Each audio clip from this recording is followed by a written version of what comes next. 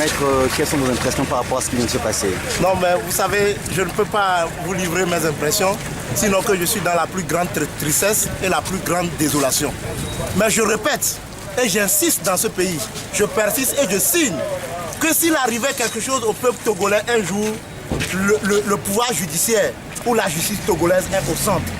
C'est regrettable pour des magistrats professionnels de se livrer à des actes de cancérisme, à des actes, je dirais, de barbarie, pareil, où on dépose une requête, on dessaisit le juge, mais le juge trouve des raisons de continuer pour dire qu'il place quelqu'un qui n'était même pas en détention, qu'il le remet en détention.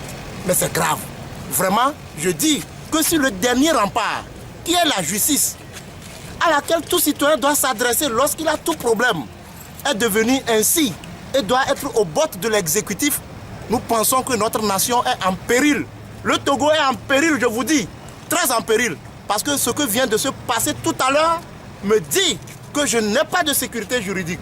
Partout où je suis, on peut me prendre comme bon le semble. Il suffit qu'on donne l'ordre pour qu'on dise que cet homme, il mérite d'être allé en prison et c'est fini. Parce que je vous dis que ce qui vient d'être passé, c'est de la forfaiture, c'est du cancérisme. On n'a jamais vu ça dans un pays. Et un pays qui se réclame de l'état de droit, quelles que soient les raisons, la procédure judiciaire, la procédure pénale doit être respectée. J'avoue que je manque de mots, mais je vous dis que ce qui vient de se passer tout à l'heure, c'est du cancérisme, c'est de la forfaiture. Je n'ai pas de mots pour le qualifier. Et maintenant, que comptez-vous faire? Qu'est-ce que nous allons faire? La profession de l'avocat est complètement dévalorisée au Togo. Je vous dis que la profession d'avocat est complètement dévalorisée au Togo.